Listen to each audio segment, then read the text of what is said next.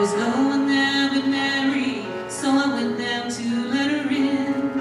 John stood there beside her as she told me where she'd been. She said they moved him in the night, and none of us knows where. The stone's been rolled away, and now his body isn't there. So we all ran toward the garden, and John ran on ahead. We found the stone and the empty tomb just the way that Mary said.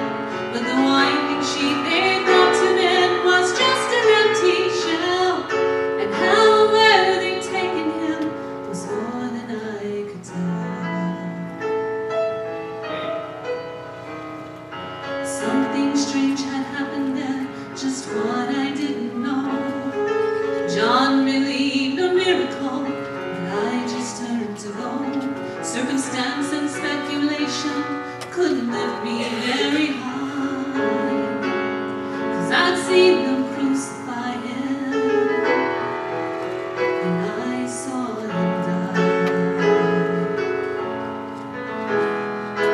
Back inside the house again, the guilt and anguish came.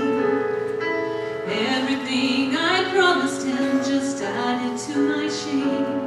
When at last it came to choices, I denied I knew his name. And even if he was alive, it wouldn't be the same.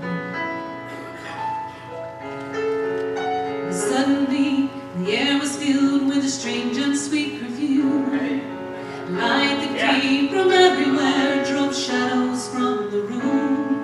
And Jesus stood before me with his arms held open wide.